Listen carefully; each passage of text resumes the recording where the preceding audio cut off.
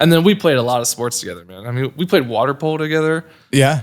That was crazy. He would come back. He was like, hey, Robby and I had 7 goals today. Well, Robby had 6 and I had 1, but Robby was very good in the pool.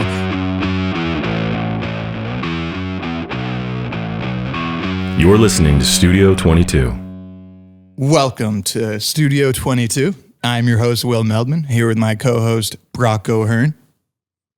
We have a very, very special guest today, Robby Massar, Esquire. Right? Yeah. Former Division I baseball player, current lawyer, attorney, Esquire, whatever you call that. And we went to high school together. Yeah, we did. Thanks for having me, guys. Yeah, man. Stoked to be here. This is awesome. Thanks for coming on, dude. It's always good to see you. Yeah, it is always good to see you guys. You know, I get a lot of energy from you guys. Yeah, likewise. You know that? It's exciting to have people like you in my life. Oh, dude. Yeah, it's true though. It's about having good people, right? That's what it's all about. And that's always, I mean, for me, I think that's part of the reason I like being an attorney. Is just because I get to meet a lot of interesting people. Oh, I'm sure. Yeah. And I'm excited to explore all that. It's really incredible when, you know, one of your best friends from high school, literally day one, we were just talking about it, you know, gets to meet one of your best friends from kind of later in life and adulthood. Like, because Brock and I met basically right after college. And, you know, you guys got along since day one also. And it was like, who needs Will anymore? It was great. And like, you love to see it, you know, you love to see it. Early on in our relationship, I mean, we met each other in high school, but it sounds kind of weird. First day. Yeah, but I just remember, you can tell, you know, when you're talking to someone and they're passionate about something. Yeah, of course. He was that was him with film. And you could just tell from like day one. It was Thank cool. you, bud. No, it was cool, man. And that, you know, that stuff's contagious, infectious. Yeah. In a good way. Yeah, hell yeah. Now he's a producer, got a comic book under the belt, dude, doing more and more stuff every day. Podcast is great, dude. A lot of good stuff, man. That's awesome. You guys met, you said first day of high school? First day of high school, yeah. Wow. We lived across the hall from each other. We both like finished unpacking our rooms with our parents, and then they left, and we as all school assembly, and we walked to it together, and it's like, did we just become best friends? Yeah. Yep. Awesome. Do you have any favorite moments from high school you guys remember? Oh, God. This is stuff I haven't heard, so I'm kind of curious. Oh, man, ones that we can say. Right. I don't know. Because, like, you know, we went to boarding school. And boarding school is like pre-college, you know. Yeah. And so you grow up real fast, and you get really comfortable. The thing I liked about it a lot, you get really comfortable around adults. Yeah. And I think that's served me really well in life. But let's see, stories. I mean, the one he loves is the fire drill. Yeah. The fire drill one's good. We could tell that one. So we woke up in the middle of the night. This is freshman year, so we're right across the hall. Freshman year, like, you know, we're at a boarding school. You're not really used to like sleeping in a building with all your peers right next door. And we hear this loud, crazy beeping, and I jolt awake, unplug my computer, like my giant desktop computer, just start unplugging everything because I think it's like me for some reason.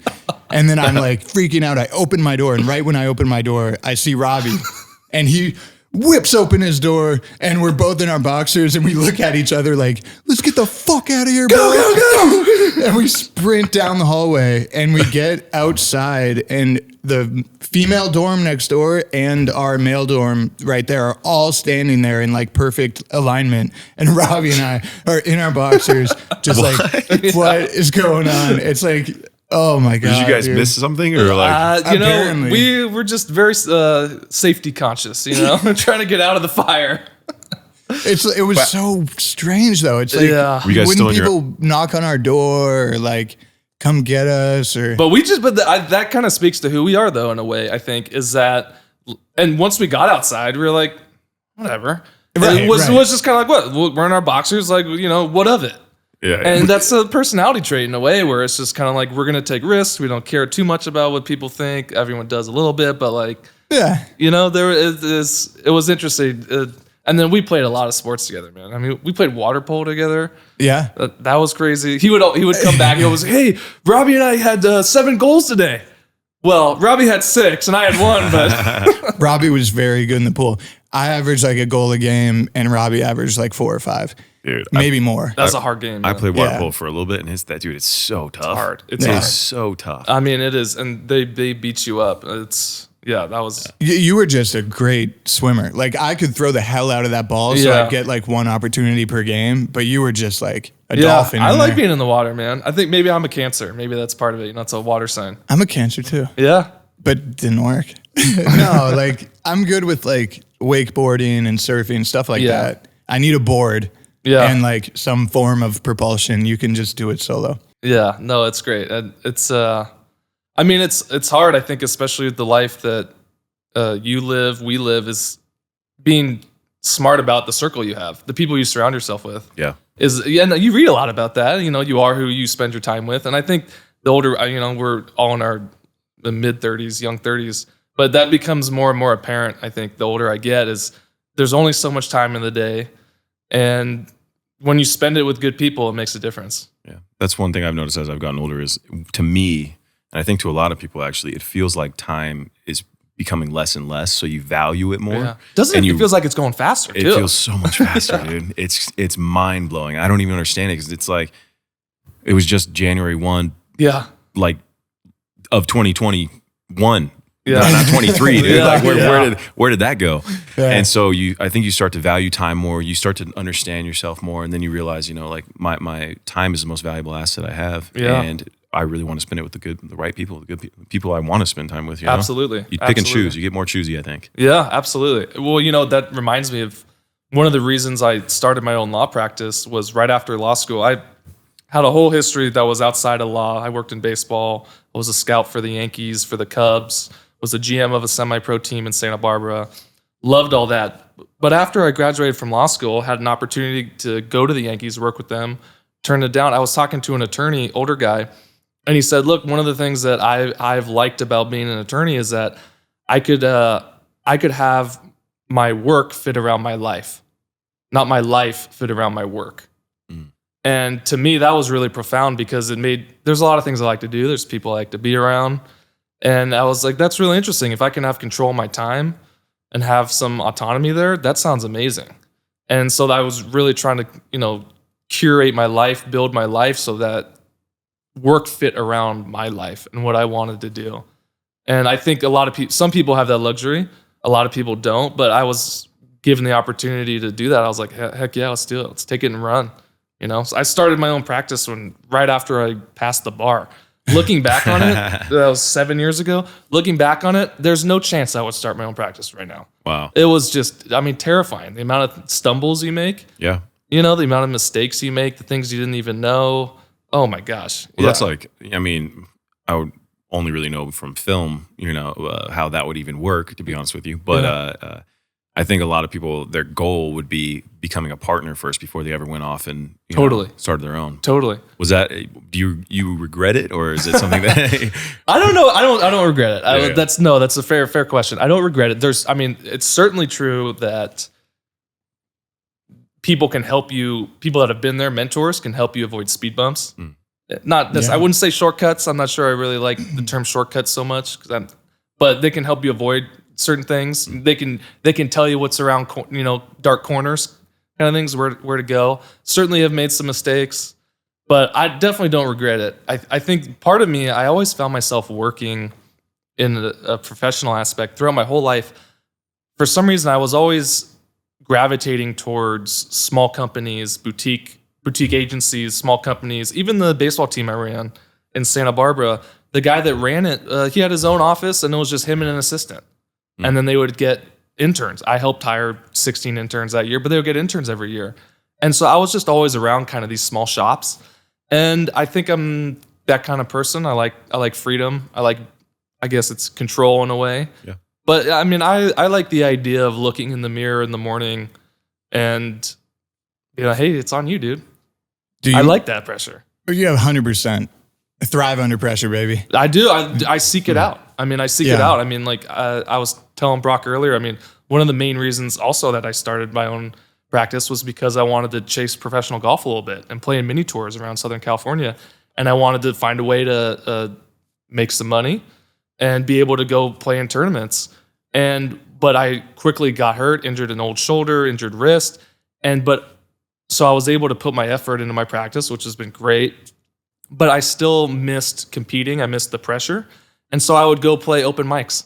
I don't know if I've ever actually told you this. No. You know I play the guitar? Yeah. I would go play open mics just because I wanted the performance, that energy, that nerves, that anxiety, the being like, hey, you're up, and just the tightness. I love that stuff. Yeah. So it's like, I love sports. But I really love competing and I love performance. And that's really, so I do watch a lot of sports, but I like playing sports because I like the performance. I like the competition. So, when that got taken away from me, I would find ways to put myself in that situation. Dude, I completely love that about you too. Like you definitely seek out, getting out of your comfort zone and like being in that environment where growth is inevitable if you can get there. And I've found that with golf as well. Obviously, you're a way better golfer than I am. Sometimes. And you hit the crap out of the ball for the record. But like, that's why I still play in golf tournaments too. Yeah. Like a lot of member guests and foundation tournaments. Like I just played in our, Discovery Land Company Foundation tournament the other week. And, just getting that feeling of like being with the boys or ladies, whoever's playing, like being with the crew, I'll say, out on the golf course and like fresh air, competitive spirit. Yeah. And golf is so much about a battle with yourself. Yeah. And it's like only you can make yourself play better. Yeah. Right? Like you can get tips, you can get, whatever. But if your mental game is not on, then you're not going to do well. Yeah. Well, it's a study. I mean, it's like that in life too, right? I mean, but it's hold on loosely. Right? Hold on loosely, but don't let go. That's the song? But it's like, it's so true. I mean, for any performer, I mean, I played baseball in college and a little bit after, and then I coached also. So I coached, I've coached alongside a guy named Dimitri Young, who played 13 years in the bigs. He's from Camarillo. Guy's awesome, man.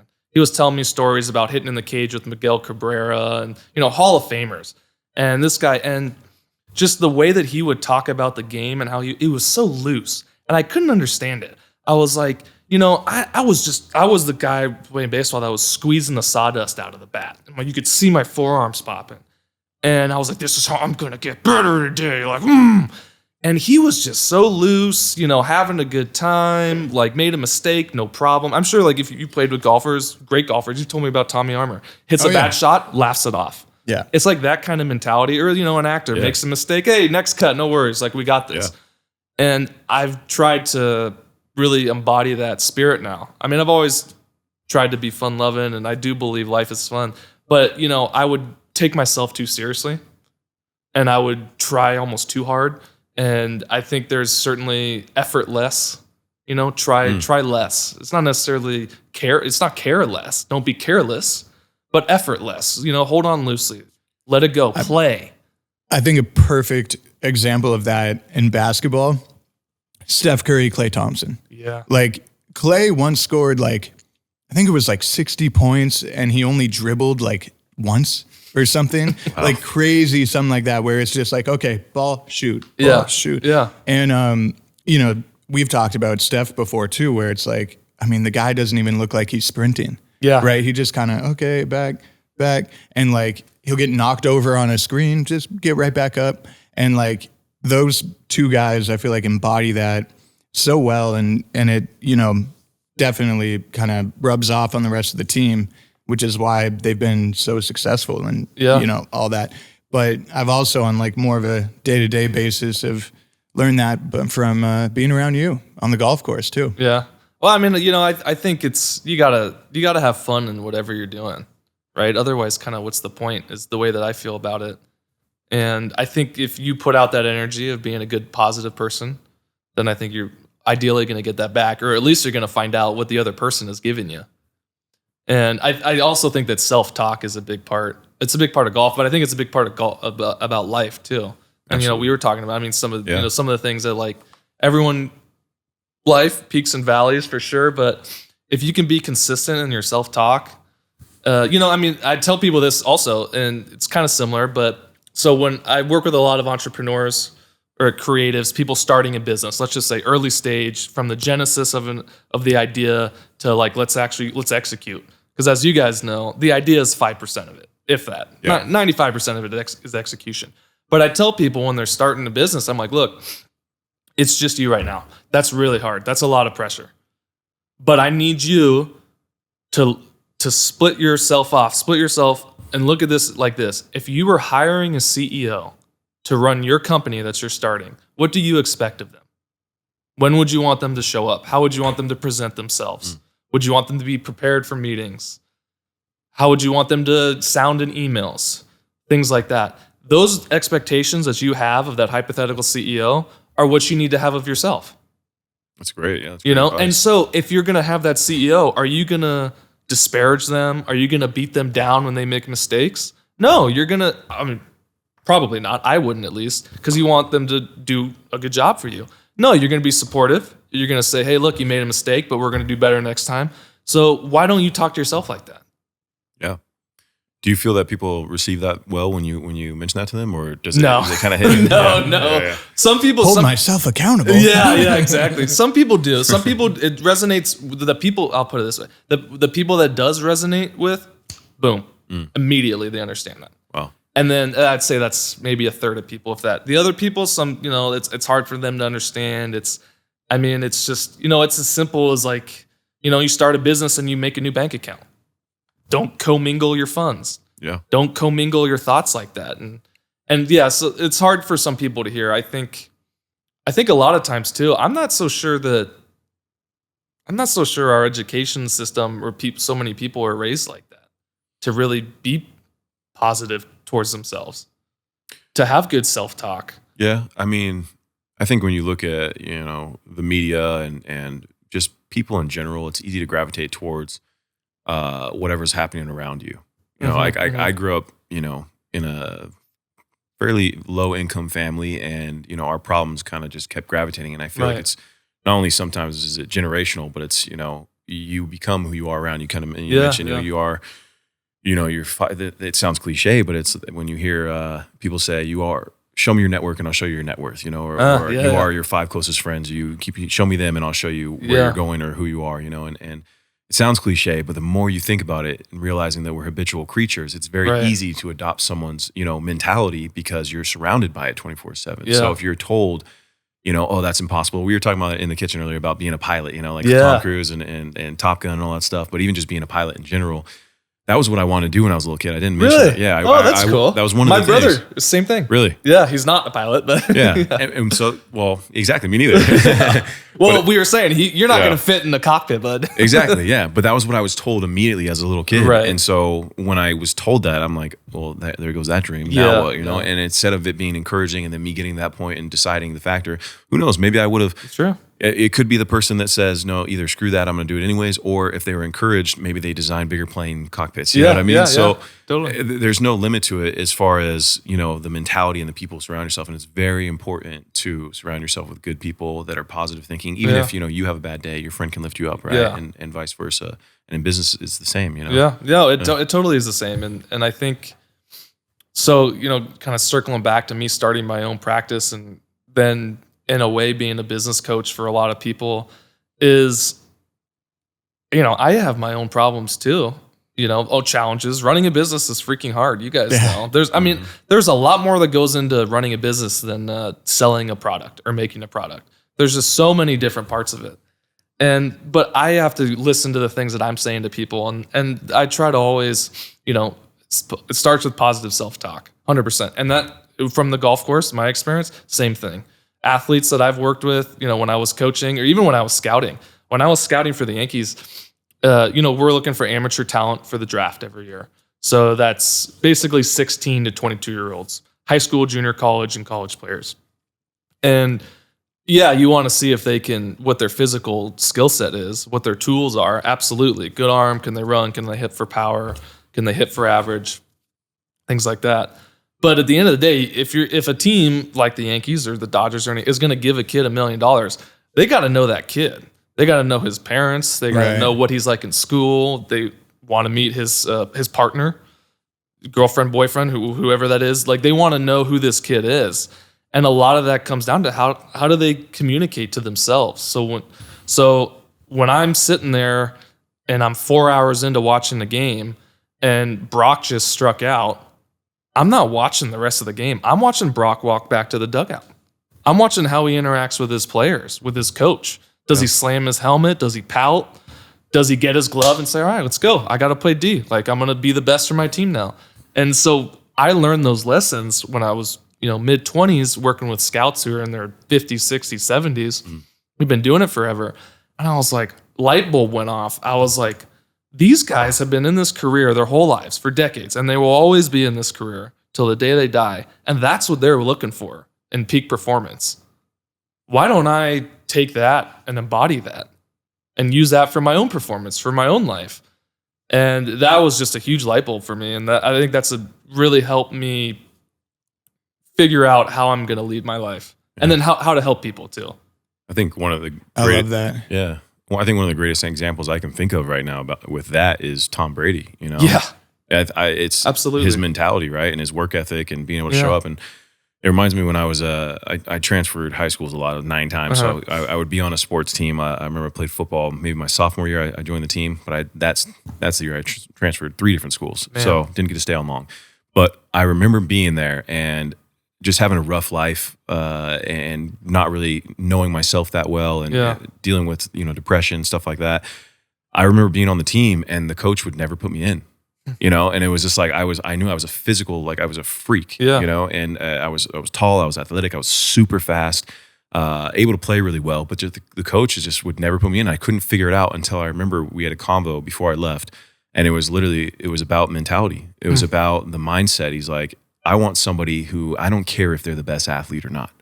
I want someone who has the mindset that I'm going to give everything I have no matter what it is, and I'm going to show up and I'm going to do the work, And that's when it flipped for me. I'm like, I realized how I was acting. Obviously, didn't have much gumption for life at the time, So who cares about the game? But when I learned that, I'm like, I want to show up like that from now on. I want to, when a company works with me, or I'm on a production, or I'm playing even just leisurely sports with friends, whatever it is, I'm going to give it everything I've got, regardless, and then walk away knowing I did my best. Yeah. Well, it's funny you bring that up, Brock, because we worked on a film together. Yes. Oh yeah. The Resort. First film I ever worked on. I believe the first film not the first film you worked on, but first film you produced. First film I ever shot in Hawaii. Yeah. And one of the things Will told me when he got back from Hawaii, actually might have still been in Hawaii, was about you on set. And about how he was a leader. Yeah. Right? Oh, shit. But how good of a leader he was. The truth comes out. Yeah. And how good of, he was positive, he was helping people, he was doing his work, he was taking care of his work, he was getting his blocking assignment for sure. But he was helping people, he was supporting people, and that's huge. So it's it's not just sports, it's in life, and particularly in film and entertainment where it's about a team. And I found that too in film and TV. It's like one of your best friends comes to you with a project that he's passionate about, that he wants to shoot. And I was like, before I even read the script, I remember we were talking about this the other day, actually, me and Will, that I didn't even read it, and I just knew, I was like, dude, we're a week out, I'm in. You need help? I got you, bro. Yeah, I remember that. And then we went out that night and actually met the other actor, Michael Vlamis. Okay. One of the other actors. And he was great. Yeah, he was. Yeah. And he's such an awesome dude too. And I remember being there. And some films, some projects, obviously, I've been on bigger sets in the sense of network shows and big streaming services and stuff like that. And so you have less input that you can give, but sometimes still input. And sure. Sometimes your input is just a positive attitude and showing up on time, and that makes the cog in the machine work better, I guess.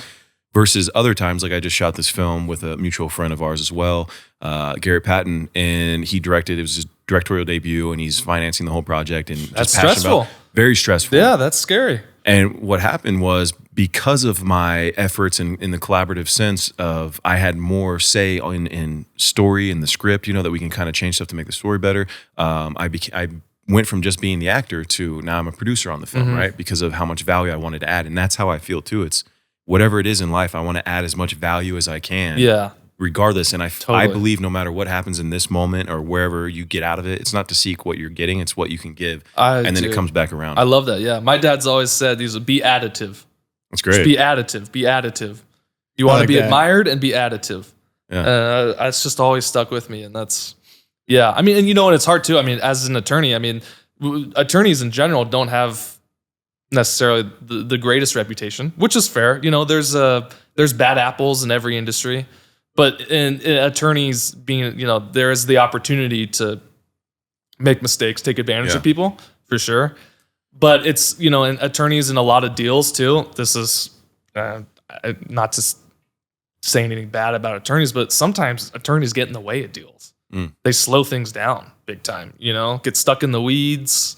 I've been there. Yeah, you know how that goes, and not with you. Well, hopefully not. Fortunately, which has been great. Yeah, but my feeling is in that specific instance is look, we need to move this deal along. I'm not in the position because I'm the attorney. I'm not the one that's going to stop here, slow things down. We're going to make sure things are taken care of.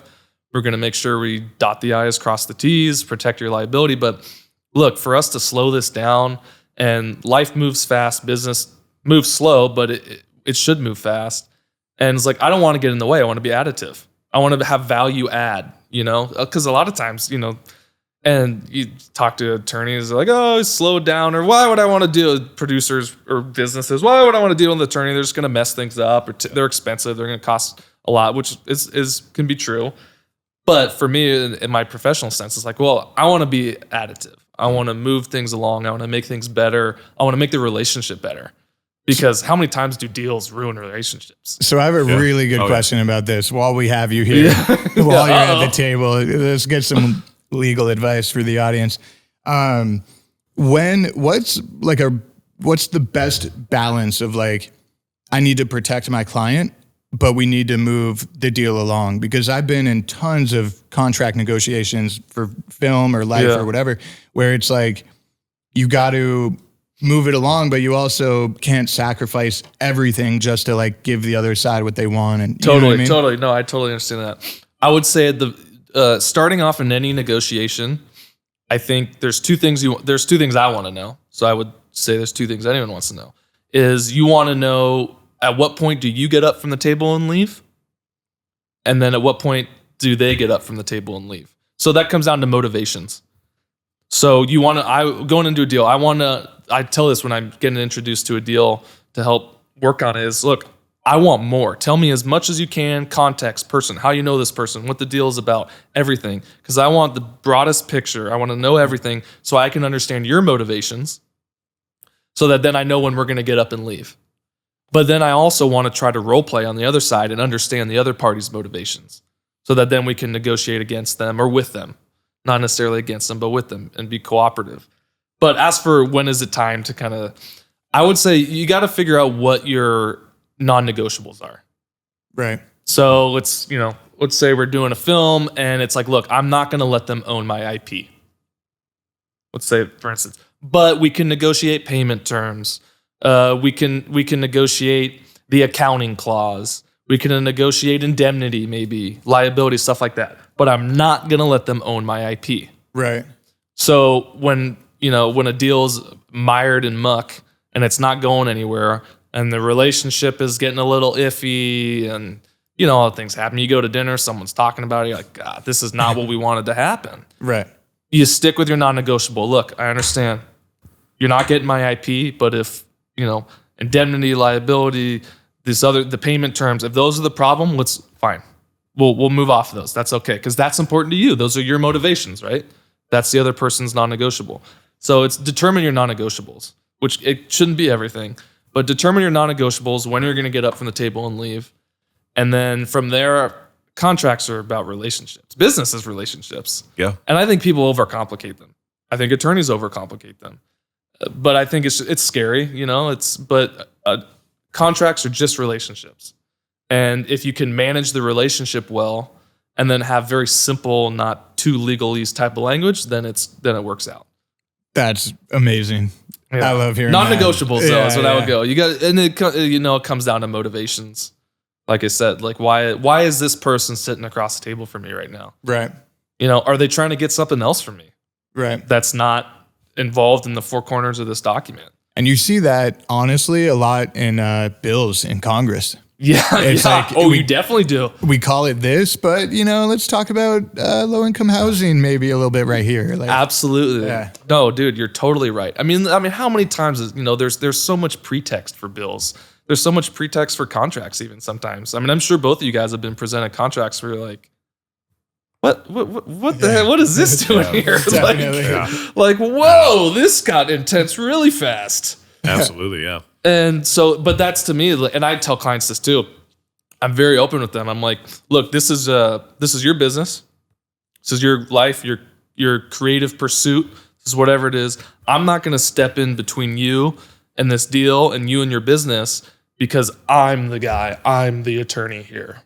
It's no. If you want me to come in and be on that email, if you want me to send the email, absolutely. You want me to make that call, absolutely. But I don't want you to bring a gun to a knife fight, which is generally an attorney can be sometimes, right? Well, talk to my attorney. All of a sudden, that escalates things a little bit. It can, at least. So I always try to take the client's lead. I'm always like, look, I'm here when you need me. I'll be in the background. You can BCC me if you want. You can CC me if you want. But if you want me to send the email, you want me to be offensive in this relationship, I'm going to follow you. You let me know. But I'm not here, I'm not here to quarterback this. And I think it's kind of nice, frankly. I mean, I think for me, and that's why I don't do any litigation. It's all transactional work. I like litigation is adversarial, right? One person wins, one person loses. That's just the nature of the court generally. I've done some litigation, but it just wasn't for me because I really like the cooperative deal making, and being a part of adding value, growing something. And I also get we were talking about it earlier, competitive juices, performance, that world. I mean, you go into a courtroom, oh yeah. Like, you talk about the anxiety, the stress, you get pumped up going into court sometimes. You got a freaking judge right there, right? You got millions of dollars on the line. You got someone going to jail potentially. Like, you got to be pumped up. This is big stuff. I get that energy from being in the California State Open, from putting some money on the line in a golf game, from going and playing some music in front of people. That's where I get that energy from. So when in my business healthier, sense, I like to think so, but that's how I like to express myself. That's how I like to get that energy out. So when I'm in a business sense, I'm a little bit more laid back and kind of like, hey, how are we going to get this done? It's all right. Hey, you're coming to me with this big problem. I understand it's a dumpster fire, but let's put a little bit of water on it. Like, we're going to handle it. Doesn't have to be today. It could be next week, but like, we're going to handle this. But that means you know yourself well enough to understand unnecessary stresses and where you want them in your life, right? Yeah. I like to think I do. I try to. Yeah. I mean, I will say, I feel like I'm a bit of an empath sometimes because clients come in and, clients, when you're going to an attorney, generally you have something that you want done right, for sure. Yeah. And a lot of times it's a problem, but even if it's not a problem, it's a project that you're really proud of. And you have anxiety around it. So, I recently worked on an indie film. It was first-time producers. They never worked on it. They were just out of college. They had kind of one adult in the room, so to speak, producer, but it was a team of all first-time film producers. And that might be the last time I work with first-time producers, honestly, because the anxiety around timing of things, right? I mean, you guys remember it. Oh, yeah. Like the time you worked with me as a first-time producer. Yeah. And but remember the anxieties you felt when E&O insurance didn't come through or when someone didn't sign a contract. It's like, we needed this yesterday. Why don't we have it? You call, is this going to be okay? Like, what about this? But you helped quell all that because you figured out all that stuff that we needed, the E&O insurance and the copyrights and the chain chain of title.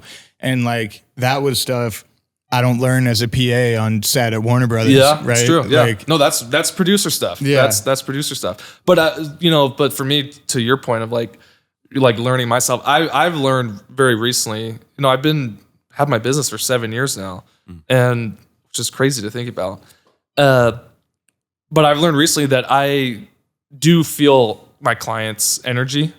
And sometimes it can be hard when you almost feel schizophrenic in a way where it's like one call, person is freaking out, putting out the fire, handle the problem. Get off the phone. Next call is, hey, so good. Congratulations. What a cool project. Can't wait to work with you. So proud of you. This is going to be great, exciting. Next call, intense problem. How do we figure this out? Next call, someone's mad at you. Like, it just changes so quickly. Yeah. And so, like, I need to be protective of myself. Otherwise, I'm not going to be the best counsel. What are some ways that you do that? You protect yourself? Well, my wife will tell you, I don't do it as well as I should. Get up and take walks. Yeah. Get out in front of the screen.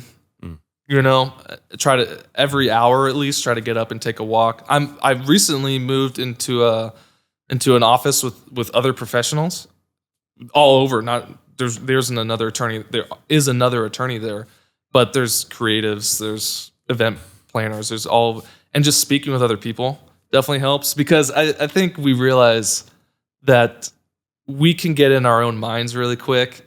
And it starts to spiral. Like, our problem is the biggest thing. Our world is, it's like, there's a lot of problems out there. Yeah. Everyone is dealing with their own stuff. And it's almost, for me, been therapeutic when I talk to someone else in my office about how their day's going. Because then I'm like, okay. Yeah. Like, this is just another day. It's just Tuesday. Yeah. Like, you know, I think it's exactly what you're saying. It's very easy to have almost a linear view on what you're seeing and what you're dealing with. But that's one thing that, you know, I'm not always the best with either as well. But something I've always found that helps is if you're able to zoom out. Yeah. And even to look at, like, imagine being, I don't know, Superman or something. You fly up into space and you're looking down at the world and you're like, wow, this is a lot bigger, and all of a sudden I can't even see myself on the map. Yeah, it doesn't even resonate, you know? Yeah. And there's so many other options out there that you know, could deter me from even thinking about what's going on in my life. And there's so many other things going on, and so many grander macro things that are also we need to think about and worry about and whatever, or not worry about, you know? So it's just a matter of, you know, perspective really. And exactly, that's why I asked, because I'm always fascinated by what people do or how they cope, or, you know, healthy habits that they can do. I mean, from a habit, breath. I try to work a lot on breath. I think that's really important. I have a necklace that's basically a breathing tube, and to learn how to control my breath. And I learned from playing sports, particularly scouting, and then understanding what old scouts would say. I mean, the kind of guys that were like, this guy's going to make it because it sounds good off his bat, not because his numbers are good. Kind of that old school eye test type guy. And a few of those guys would, and it sounded absolutely bonkers to me at the time, and it still kind of does in a way, but I'm starting to understand it. They could see if the guy was chest breathing or belly breathing. Wow. Particularly pitchers, when they're on the bump and something bad just happened, they could see how they were breathing, and they could predict what was going to happen. This guy's chest breathing. He's going to get tight. He's going to lose his velo in the third or fourth inning. They're going to pull him, and he's going to be upset and not handle it well. Wow. I'd be like, what are you talking about? Like, this guy's a stud. You know, he's the number one at UCLA. Boom, that would happen. Kid comes in, doesn't look very good. Stuff's not very good. Belly breathing, confident, posture's good. Breathing slow, controlling, handling these things. You're like, this guy's going to go the distance. He's still going to have his fastball in the second half of the game. And so long as he doesn't, leave his curveball up, he's going to be okay. Sure enough, that's what would happen. Wow. And it was unbelievable. And now I learn more about breath and how important it is. And I mean, look, you can go, You can go about 2 to 3 weeks without eating. You can go, about 4 to maybe, I think it's around 4 days without drinking water. You can go, 5 minutes without breathing? Yeah. Right. 10 minutes if you're David Blaine. Yeah. So it's really important. And I think I'm trying to learn more about it. And from a coping mechanism and helping handle my anxiety, especially we're in front of a screen all the time. Yeah. A lot of people being able to get away from that. Yeah. I know it's a big craze right now. And I've had an ice bath for, years, but that's something that if you want to learn how important breath is, jump in freezing cold water. Yeah. Exactly. Because our natural reaction is to fight it, to freak out, to have shortened breath and to not know. But that's the whole point of why it helps so much, not only with, physical attributes like inflammation and whatever else positive things, but it gives you focus. It also helps with the mental aspect of, helps with your anxiety and stress and its control. And it's that breathing of just how hard is that? Nervous system. How hard is that when you're in the middle of that, stress spiral. Exactly. Or problem happens, or in the middle of a golf game or sport, or we're crisis.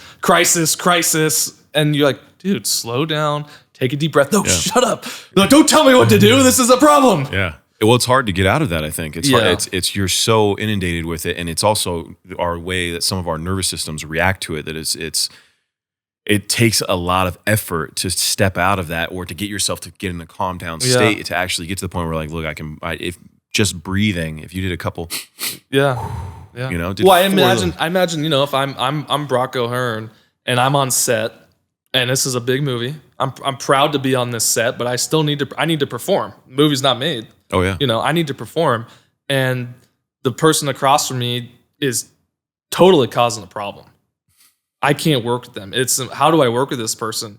Like, that's a perfect scenario where it's like, dude, you need to step out and you need to take some breaths, Brock, because like you need to perform well. You can't let this external influence affect your performance, and you need to be the one that's calm, that's present, that slows things down. And well, one of the biggest things, especially if you're let's speak about it from the acting perspective, like you're saying. If you come in as a lead actor, it's also your job to be a leader on set. Yeah. To be kind, to go above and beyond, to make sure everyone's happy, to make sure everyone shows up on time. That's a really good point. That probably gets overlooked a lot in the term lead actor. Most people just think it's lead billing. Yeah, it's not just, it is lead billing. Sometimes it is that. It is lead credit, lead billing, but there's more to it, Exactly, but you set the tone, you know, and I think that it doesn't matter. Producers set tones too, by the way. Absolutely. Of course. It goes both ways, but it's kind of for like different areas of the set. Yeah. Yeah, and that's exactly what my next point was going to be, is it's not necessarily that it's just the lead actor or the director or the producer or whoever. It's anybody can be that. A PA can be that can change, because, you know, so one person's energy can change the entire set, the entire experience that you have. And it doesn't necessarily have to be just one singular person, right? But those kind of moments where you step up and you realize, like, well, who am I, or who am I going to be today? We all have bad days. We all have stuff going on. But, you know, maybe that PA that starts off and he's the one who's getting everyone in a good mood, cheering them up, making them laugh, getting everyone coffee on time, like thinking predictively ahead of what other people might need. Well, crap, that guy might be the EP of the film 5 years from now, 2 years from now, and his entire career could change. You know, look, Will started off as a PA, right? Now he's has his own production company. And it's one of the coolest things to see that growth period of just like, that's what a leader does, you know? End of the day, it's a group of people, right? And we're social beings, and it's a group of people under a lot of stress. Yeah. So I agree with Brock completely. Like, it doesn't matter who it is. It's still a group of people in one location for over 3 months. And like, it could really be anyone on any given day, because end of the day, we're tribalistic animals. Yeah, it's about people. Yeah, that's something that I've found for myself, that as an attorney, you spend a lot of time looking at a screen, paper, writing, drafting, and I think sometimes you may lose your bedside manner a bit. But you know, I didn't come from always wanting to be an attorney. I came from sports business background. And so then becoming an attorney, I try to approach it like that. Like, look, at the end of the day, like you said, it's about people. And so I want to communicate with people. So if we have a problem in something I'm working on, I'm going to pick up the freaking phone. Let's talk on the phone. Yeah. Like, I don't want to text you or email. You know, stuff gets lost in emails. It's so hard and tone gets misread, if there even is a tone, or misrepresented. It's like, let's pick up the phone. Let's talk on the phone. Let's figure this out. 9 times out of 10, in what could have been a week of emailing, could have been taken care of in a 15-minute phone call. 100%. Yeah. Well, that's even phone calls too. It goes even another step of body language in person, right? So there's those varying degrees of communication, and I've seen it all the time in my own life, and you know, throughout my life, is the miscommunication through text and email, without a doubt, but particularly text. Yeah. It's like, my intention was not this, it was that, and it's received. And there's like Key and Peele skits about that, you know what I mean? Where it's just total polar opposites. And just to touch back on what we were just talking about too, you know, you were saying sometimes, you know, if you're working across somebody and they're, you know, it could be a little hectic and you got to pull back and everything. Yeah. Also, I found that, you know, whether you're coming in newer into a space and you see like somebody else better or that's great there, either they're doing an amazing job and it can make you feel self-confident or stressful, or they do the opposite where, well, they messed up their lines today. You know? And it's like, we all make mistakes. We're all human. It doesn't matter what scale it is. I guarantee there's times, I mean, it's probably pretty rare, but like Tom Cruise is on set and he flops a word or a line or something happens. I'm pretty sure it's probably pretty rare. Yeah. But there's no way he got to where he was without mistakes, without failure. And it's about exactly what we've been talking about, almost the premise of this entire conversation. I love that. No, that how absolutely. you show up. Yeah, how you show up. Yeah, and to circle that into self-talk too is like, I think something that's important for people is, I think failure is a great teacher. And I think we want to learn how to fail without feeling like a failure. Yeah.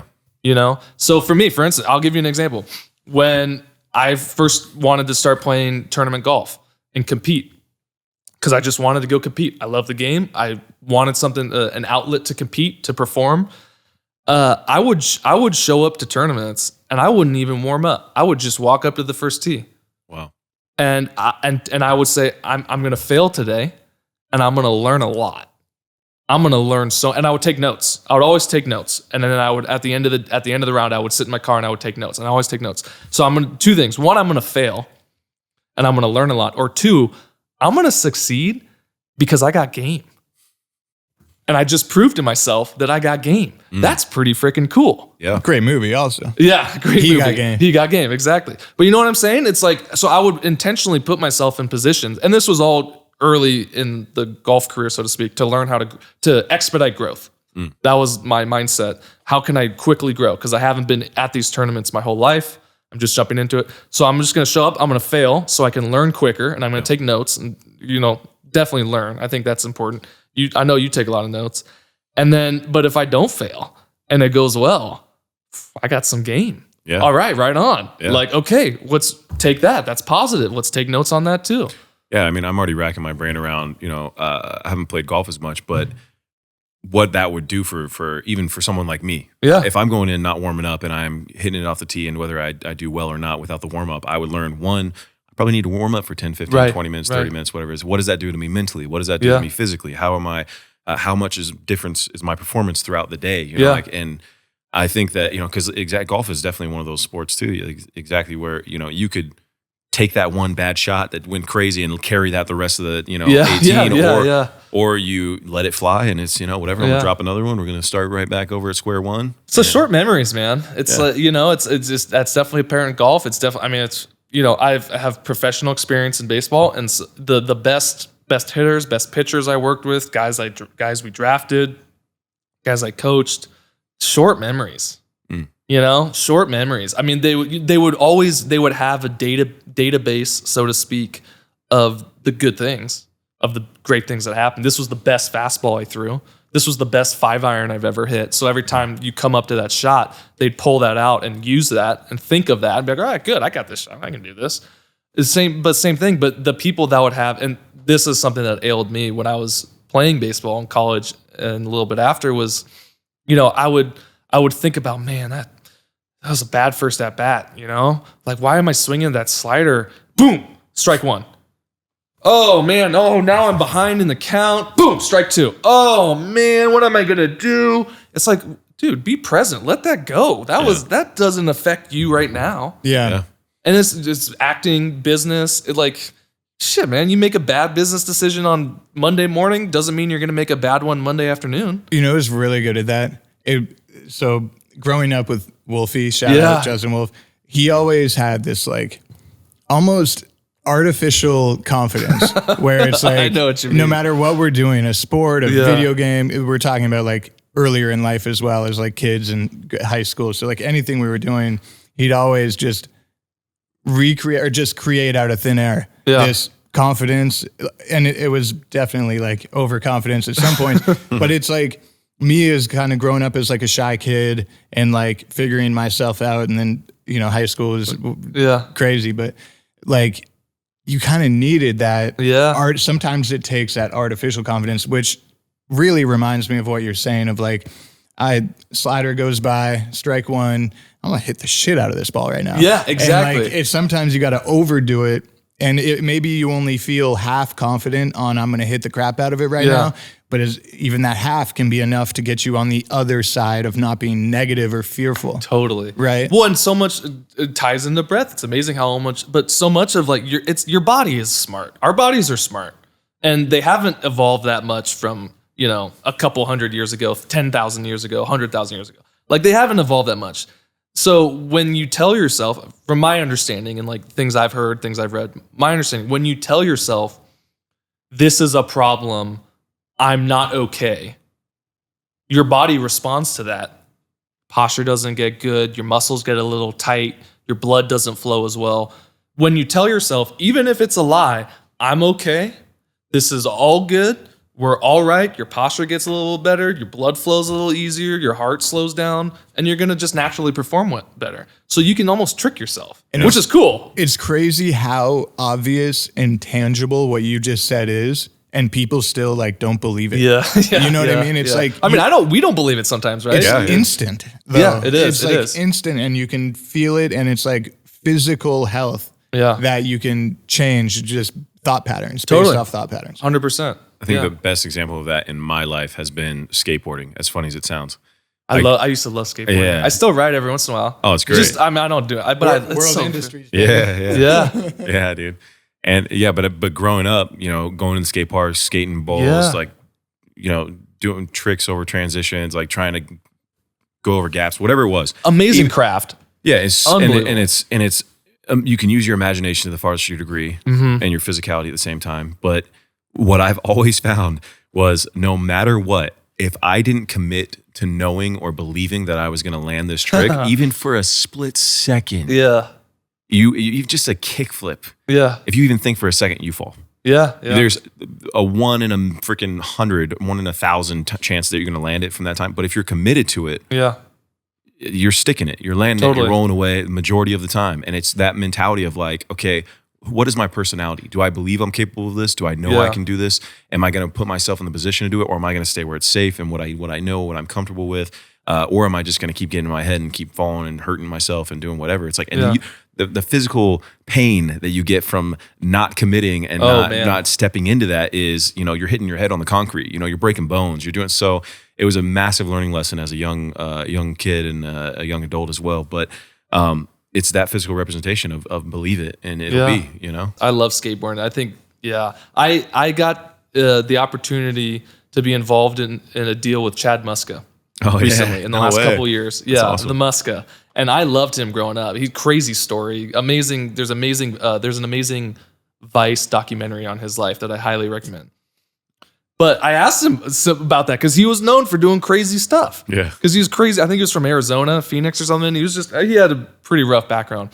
But I asked him at one point when we were walking out of the meeting, we were just kind of shooting the shit.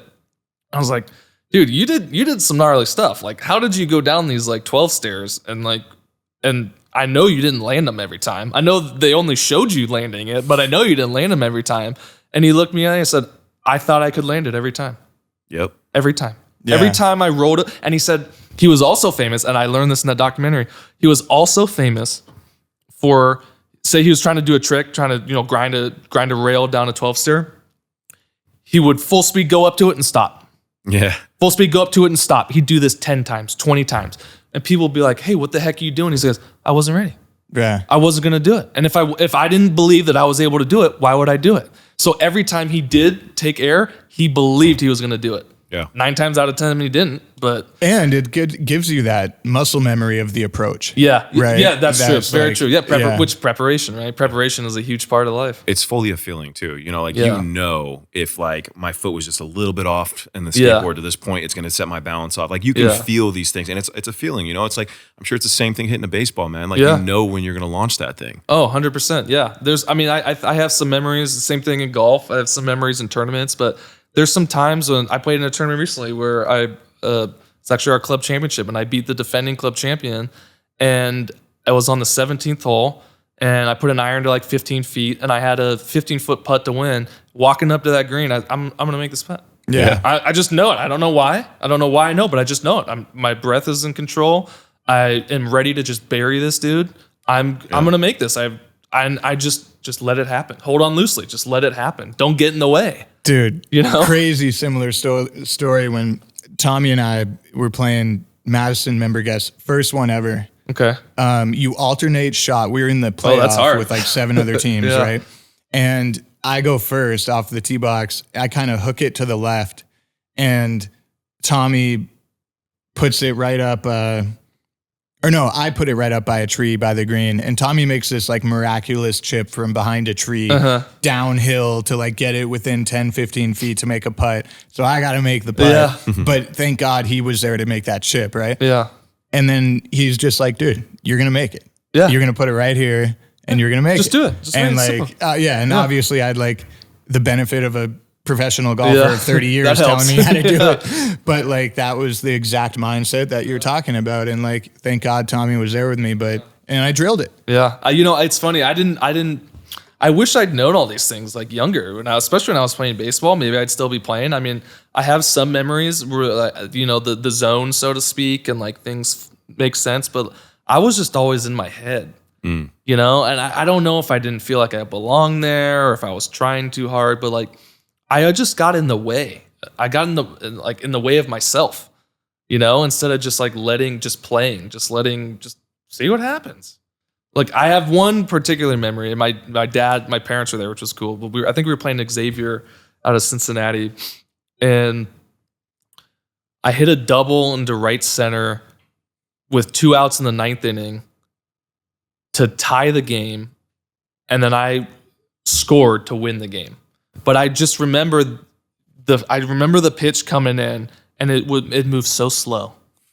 It moved so slow, and it just still feels slow because that was an intense moment. It was down to 1 strike. Game was going to be over. It's an important game. Parents there, all this stuff, but it was like that was one of the first times when I was like zone. Oh, boo, boom. That was it. Okay, how do I do that again? Yeah. Like, how do I get back into that? How do I what buttons do I press? I've had that with street fights. Yeah. Not that I've been in a lot or anything like that, but there's been moments where people have swung at me and I'm like, am I going to catch this or am I going to dodge it? Am I going to catch this or am I going to dodge it? No, I'm going to dodge it. Okay. And then you move and you're like, did that just happen? That was slow-mo, dude. Have you seen the Sherlock Holmes with Robert Downey Jr.? Yes. Yeah. When he thinks through the whole fight before it happens? Yeah. I love that. And that's that's a great representation, I think. Yeah. Of kind of what the zone of that right there. Exactly. Yeah. I love those scenes too, because he's like says every little thing he's gonna do, and then he's gonna incapacitate, whatever. Like, and he does every movement. And the guy's doing exactly what he said was gonna happen. It's amazing. Yeah. Yeah. I love that. I've always felt like people in a way are like Sherlock Holmes, or you can break down people like Sherlock Holmes does to a degree. You know what I mean? Where whether it's in a negotiation, whether it's a friendship, conversations, whatever it is, people have little minute, the way we carry ourselves, the way we communicate, the things we say. There's all these things. So people have tells, and I always say people will tell you everything without saying anything. You just got to listen. Totally. You know? And it's always fascinating to kind of figure out people in that sense. You're like, oh no, I know this. I've been around enough people in LA to know you're lying to me, buddy. For real. We're quite a city for that, man. I use that in dating a lot. There you go. Yeah. What are your intentions? I just want to have fun and get to know you. She's never going to call me again. For me, like my experience scouting was like, man, crazy eye-opening in that regard. Yeah. Because, when do you sit and watch one person for 4 hours? Right. True. Like never. Really. Even people in your life. Yeah, even people in your life. And like the things. Legally. Yeah, exactly. The things you pick up about people. Yep. Man, it's unbelievable. Like, God, he chews a lot of gum. There you he go. Doesn't chew, and he always spits it out and chews new. He just like the flavor or something. Yeah. And you're like, man, did he change his belt? But it's just like these things that you pick up because that's what you just, to your point, body language. And what I learned from that, particularly being around, the professionals, the guys that have been doing it for decades, they taught me so much, is now I take that into my life now. And then I take that particularly into being an attorney and dealing with people, is like, especially from a talent evaluation standpoint, is there's a lot of people, especially in LA, that you meet that you're like, you're not going to make it. Yeah. Oh, man. I'm sorry. You're a super nice person. Very sweet. Unless there's like drastic changes or something like that. Yeah, exactly. Yeah. It's like, it's just not going to work out for you. Yeah. And I don't tell people that most of the time. But I have that training. Yeah. I have that training. Like I would go home from scouting and I would write reports. I remember your scouting days, man. Yeah. You were all about it. You were going to UCLA, you were driving down SoCal. It's crazy. Like no weekends, dude. It was good experience, but San Luis Obispo one day, San Diego the next, and no weekends because you're going to when the kids are playing. No weekends, aka no time with Wilbur. Yeah, exactly. But yeah, it was. But you just learn to read people, and then being in Los Angeles, I think one of the crazy things about Los Angeles, and probably same in New York, Chicago, London, Paris, these bigger cities is, yes, absolutely good cities to be in to make it, quote unquote, whatever you want that to be. But there's a lot of failure. Yeah, there's a lot of opportunity and there's a lot of failure. Yeah. And people come here and, sometimes, they can have, I'm just thinking of Justin, but this is not in relation to him whatsoever, but it's the overconfidence, or even some people are cocky. Yeah. So that the confidence can help you a lot. Or if people are cocky where it's like, I've got this, I'm the man, I'm this, I'm doing a movie with Spielberg. And then you're like, oh, you don't know I got Spielberg's number and I just called him. He doesn't know who the hell you are. So, real quickly on the Justin thing, because I think it's really funny you brought that back up because I kind of wanted to put a bow on that. It led to him being an incredible salesman. Yeah. He can pitch the hell out of an idea. Yeah. He's great in a boardroom. And I noticed that since kindergarten in him. You know what I mean? Yeah, it's cool. And it literally manifested and took shape, right? It's amazing. Yeah. And it could have led to whatever, I don't know. Yeah. But it was a part of his personality where obviously he's not that confident in every single situation, but he can make that happen. Yeah. So and that's a major strength. Yeah. Exactly. It is. But that's exactly what you're saying about the big cities too, is what I found in the, 8-9 decade or however long I've been here now. There's so many people from so many walks of life from all over the world that come to the city with different intentions, different goals, different reasons of being here. Some people are, looking for love. Some people are trying to get their movie career off the ground. Some people, are just here because they're here, whatever it is. So you run into every version of somebody here. Yeah, yeah. And what you can get all the bad stuff and you can get all the good stuff. It's whatever I think you're putting up with and how you show up in the world, what you allow in your life, and it really comes down to, okay, well, this is who I was when I first got here, and this is what I was allowed to have happen, and this is who I was allowing in my life, and now I'm going to change that to what I know it's supposed to be, what I want out of life, how I'm going to show up. I'm not going to be that other person that's not good in someone else's life. I'm not going to let someone else who's crappy come in my life, because I've met the best people in my life. I met Will, I met you, I met Morton here, some of my closest friends in the world. But how easy would it have been for you to fall off the cliff? So easy. But that was the greatest thing about that is coming here early when I was young, periodically before I even lived here. And I would go to clubs and with friends because, they're promoters and they got free tables. And I'm like, why is that guy spending $50,000 at night? And I'm like, I get this same bottle for free, dude. What is going on? That watch doesn't even look real. Yeah. there's a million factors, but I would run into people there because I was going, man. I would do things enough like that to where the friends I started to garner in that space would say they were going to do things, say they were going to, create the production company, say they were going to act in this thing, say they were making this business. And a year goes by, nothing happened. And then some of those same people I see years later are still doing the same thing. It took me a solid year as a young adult to be conscious enough to say, this is not for me. And I don't think any of these people are really going anywhere. And the ones that are here that have done stuff are just looking for an escape tonight, or trying to have some fun, stress relief. Brock, I gotta say, man, you're such an interesting dude. I mean, I know a little bit about your background, and you shared a little bit and I know it was tough, but I gotta say, that background has made you what you are, and that's what really separates you from those not LA, I don't, but you know what I mean. Yeah. From those people that are stuck in a rut, or not even stuck in a rut, they just don't do. They don't do. Yeah. You do stuff. I appreciate you saying that, man. You do. That's amazing. I'm a dreamer, but at the same time, and I really appreciate you saying that, man. Thank you. I'm a dreamer that I've seen, at least for me, the lowest of lows. Yeah. I know what it's like to be at my rock bottom. I know what it's like to have nothing, and that's where I got to a point where it's, and especially as I move forward, stop trying to compare myself to anybody else. It's that I know what it's like to have nothing, and I know what it's like to be a dreamer. So I'm willing to give everything, sacrifice everything to get to that dream because I'm not afraid to be at the bottom. I've lived and thrived at the bottom. I've been okay sleeping on the street. I've done all of these things where it's like, okay, what's the worst that's going to happen? Yeah. You're going to tell me no? Sick. I can make 1,000 different companies. I can go make my own production company. I can make my own.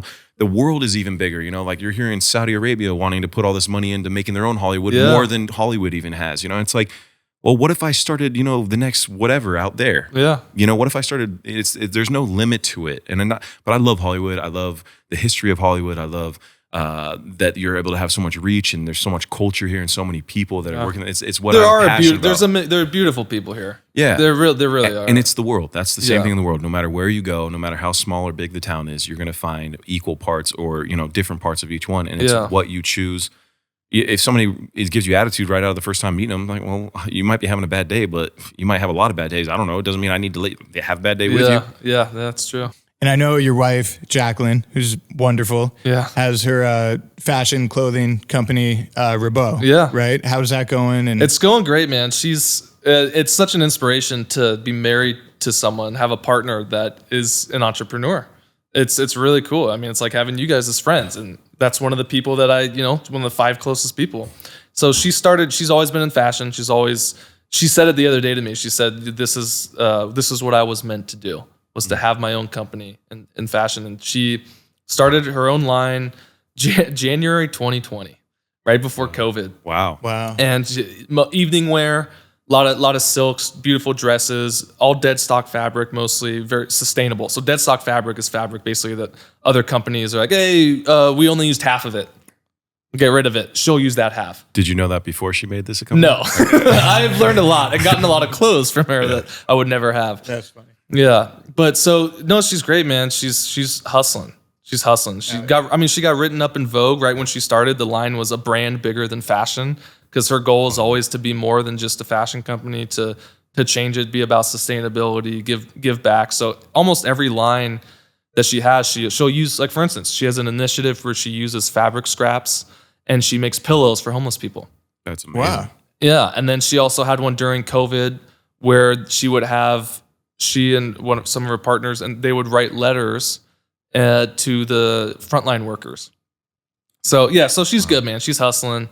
And the brand's Robby, shoprobby.com. She's got an event at Fred Siegel in April. Oh, no way. Yeah. Her stuff's going to be there. You guys will be invited. Yeah, it's going to be really cool. Robby is RABOT? Yeah, there's a circumflex over the O. It's French. It's her last name. But yeah, Robby, RABOT. And it's really fun to see her do it. And, I'm an attorney and I work with entrepreneurs and businesses, but to wear 2 different hats, right? It's, I have a professional opinion on what you're doing, but I'm also your spouse, and I want to sleep next to you and have a good night's sleep. So it's like, how am I going to balance what to say here?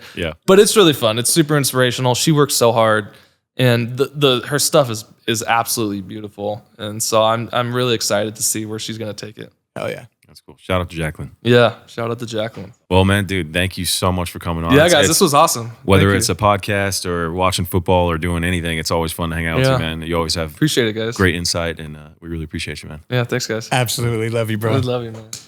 Thanks, buddy. Let's go. Thank you for watching Studio 22. Don't forget to like, share, and subscribe. And follow our socials at Studio 22 Podcast.